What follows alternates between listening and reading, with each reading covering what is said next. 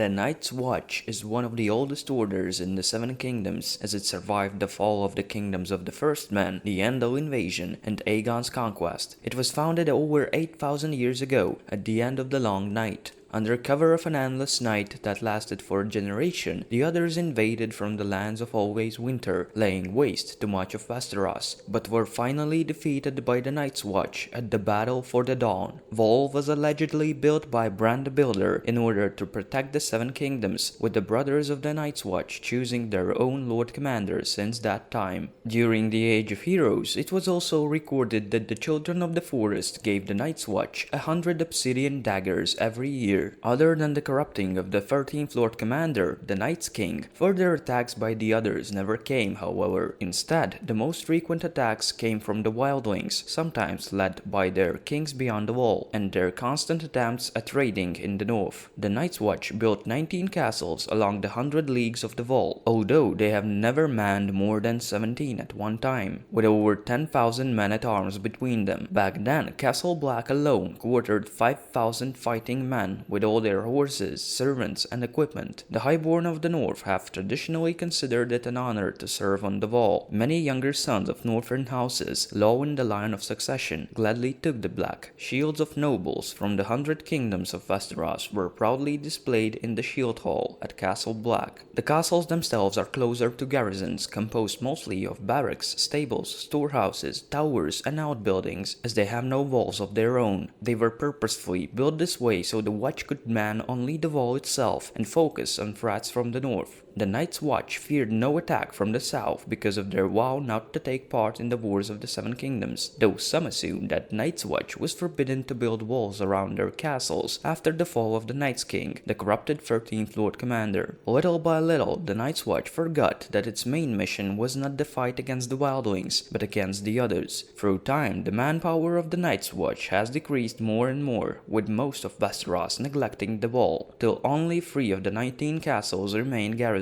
Only the North, mainly the Starks, have the memory of the old days, but even they believe the others are no more than vague figures in stories told to frighten children. Westwatch by the Bridge is the westernmost castle of the Night's Watch, located near the Gorge and the Bridge of Skulls. The Gorge is a large, deep gorge that separates the Wall from the Bay of Ice. Wildlings descend into it to bypass the Wall. The Bridge of Skulls is a bridge which traverses the gorge. It is a dangerous route named for the bones in the gorge below. The Shadow Tower is one of 3 castles along the Wall that are still inhabited by the Night's Watch. It is located next to mountains at the western end of the Wall. The Shadow Tower is commanded by Sir Dennis Mallister, who has commanded it for 33 years. He has 200 men of the Watch under his command. Dennis was born at Seaguard as a member of House Mallister. He was a squire at 12, a knight at 18, and a champion at 22 years old. He once unhorsed both of Samwell Tarly's grandfathers at the same tourney. He was a candidate in the 2 last elections of Lords Commander of the Night's Watch. Mance Rayder, King Beyond the Wall, was once a brother of the Night's Watch, a ranger of Shadow Tower. Mance's parents were a common woman of the Free Folk and a man of the Night's Watch. After a group of raiders were put to the sword when Mance was a child, he was taken by the Night's Watch and raised as one of them. When Lord Commander Corgyle, the one before G.R. Mormont, traveled to Winterfell to meet with Lord Eddard Stark, Mance rode escort and met the young Robb Stark and Jon Snow. Once, while ranging beyond the Wall, Mance was attacked by a shadow cat and was healed by a wildling woman. While he recuperated, she mended his torn cloak with swatches of red fabric. Upon returning to the Wall, Sir Dennis Mallister required Mance to replace his mended cloak with one of uniform black. This infringement of freedom caused Mance to abandon the Shadow Tower and live with the Free Folk in the way he wished. Mance spent years gathering various tribes into one host, seeking support from clan mothers and Magnars. Opposed by 5 other would-be kings beyond the Wall, Mance gained the support of 2 and slew the 3 rivals who refused to submit. Sentinel Stand is an abandoned castle along the Wall belonging to the Night's Watch. Greyguard is a castle along the Wall abandoned by the Night's Watch for 200 years and has largely collapsed. The party of wildlings that Jon Snow attaches himself to, descends from the wall at Greyguard. Lord Commander Jon Snow decides to regarrison Greyguard with 30 men under the command of Janos Slynt. Slynt refuses to follow Jon's orders, which leads Jon to execute him. Stone Door is a castle along the wall abandoned by the Night's Watch. Lord Commander G.R. Mormont plans to regarrison Greyguard, but Corin Halfhand advises Stone Door instead, due to Greyguard's poor condition. Horfrest Hill is a castle along the wall abandoned by the Night's Watch. Lord Commander Jon Snow intends to garrison the abandoned castle, but does not name a commander. Icemark is a castle along the wall that has been abandoned by the Night's Watch. The Weeper, also known as the Weeping Man, a notorious freefolk raider and leader of a war band, is spotted near Icemark prior to the Wildling assault on the wall. The Weeper is a thick, blonde-haired man, nicknamed for his watery eyes. He carries a large curved scythe of steel. He is known for killing rangers of the Night's Watch, raiding the northern mountain clans, and blinding his victims. After Mance's army is defeated in the Battle of Castle Black, the Weeper gathers warriors at the Milkwater and plans to cross the Bridge of Skulls to take the Shadow Tower, while Jon Snow, now Lord Commander of the Night's Watch, thinks that the remaining free folk beyond the wall will rally behind Tormund. The captured Mance worries that they will instead support the more belligerent Weeper. The Nightfort is one of the abandoned castles of the Night's Watch along the wall, the only one whose steps up the side of the wall were carved into the ice. According to maesters who served at the Nightfort, the castle was rebuilt many times over thousands of years, with only deep stone vaults remaining from its first form. The abandoned Nightfort has broken towers and a maze of tunnels connecting its vaults. Its yards have become small forests. A twisted weirwood grows through a hole in the kitchen, and there are also trees growing in the stables. The gate through the wall is sealed with frozen stone and rubble. Buildings include a bell tower, a rookery, a brewhouse, a library, a dungeon capable of holding 500 prisoners, a bathhouse, an armory, and a forge. The red-filled Great Hall only has one remaining wall. The kitchen is a stone octagon with a domed roof and contains a stepped well. There, set deep in the wall of the well, at the center of the kitchens is hidden a magical black gate that allows passage to the other side of the wall and is as old as the wall itself. It is made of white weirwood with a face on it. The face is old, pale, shrunken, and wrinkled, with white eyes. The door glows. When someone approaches the black gate, the eyes open.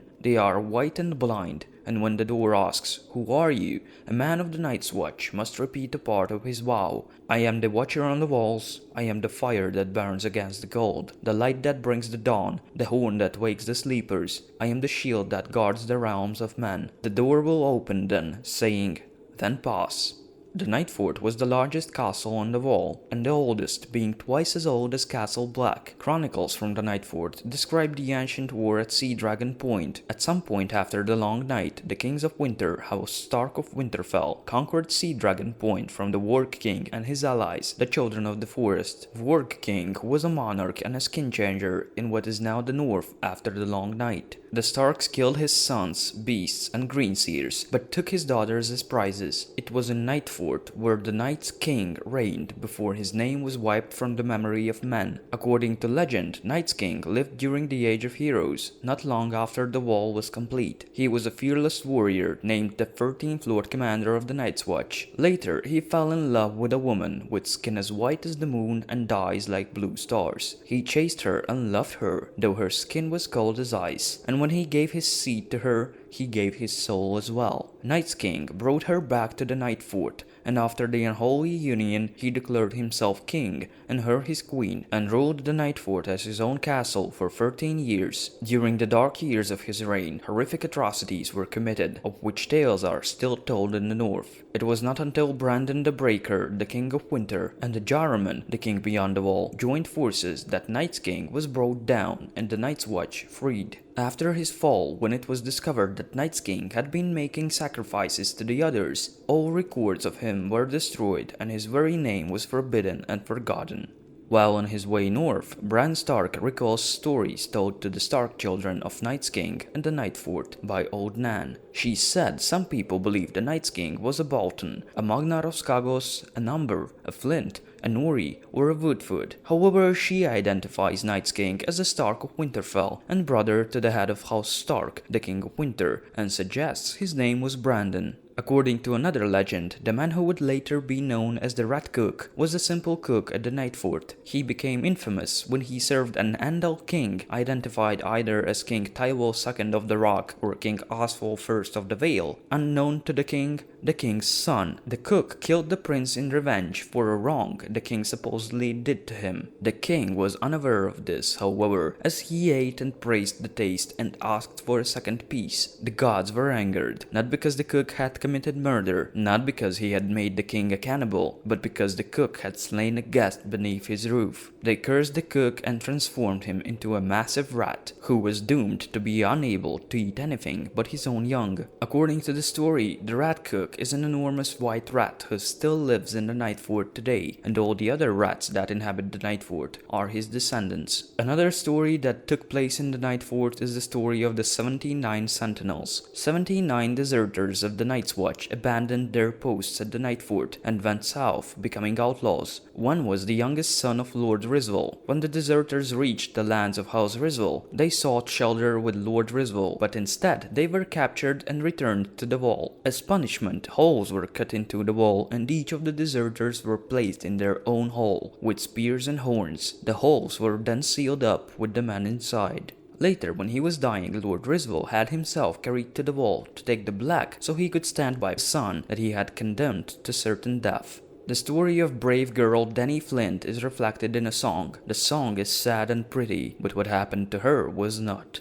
Dany Flint was a girl from House Flint who dressed up as a boy to become a member of the Night's Watch. Dany was raped and murdered at the Nightfort, and some say her ghost still walks there. Nightfort was the place where King Shareth, an ancient king who, while at the Nightfort, called a curse down on the Andals of old, and the place where apprentice boys faced the thing that came in the night. But afterward, when they told their Lord Commander about it, every description had been different. 3 of them died within the year, and the 4th went mad. And 100 years later, when the thing had come again, the apprentice boys were seen shambling along behind it, all in chains. Simeon Stareyes once visited the Nightfort, where he saw hellhounds fighting. According to legend, Simeon was a knight who lost both of his eyes. He replaced them by putting star sapphires in the empty sockets, or so the singers claim. He fought with a long staff with blades at both ends and would spin it in his hands to chop down 2 men at once. Then the other story tells of a Mad Axe, a member of the Night's Watch. According to the story, he took his boots off and prowled the halls of the Nightfort silently at night and murdered his brothers. Story of Arson Isaacs tells of a wildling raider who attempted to cross the wall by digging through its base. When he was midway under the ice, he was discovered by a patrol from the Nightfort. Instead of trying to stop the wildling,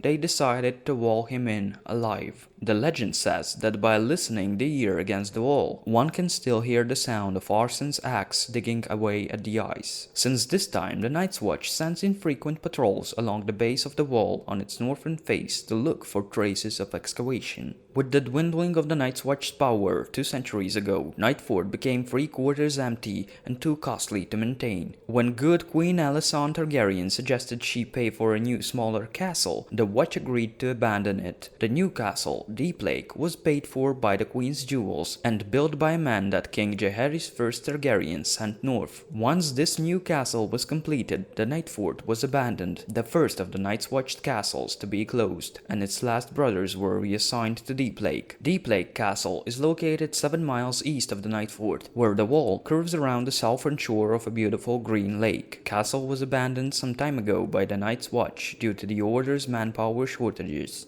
Queensgate was originally named Snowgate, but was renamed when Queen Alysanne Targaryen visited the castle on her dragon's silver wing. 600 years before the War of the Five Kings, the commanders of the Nightfort and Snowgate went to war with each other. Eventually, both lost their heads to the Starks of Winterfell. Queen's Crown Tower's merlons are painted gold in memory of Queen Alysanne's stay on her way to the Wall back in the days. It is an abandoned tower holdfast with a village. The remnants of an inn and village can still be seen. Bran Stark and his company stay overnight at Queen's Crown on their march to the Wall. While they wait out a storm, a Northman passing through arrives and stays in the ruined village to also wait out the storm. The Wildwing party, which includes Jon Snow, arrives and captures the man, however. Although Jon hesitates at killing the stranger, Ygritte kills the man anyway. Castle Black shall be the next castle to be thought of, but it will have to wait, so as it waited to become a main castle of the Night's Watch, replacing Nightfort in this role.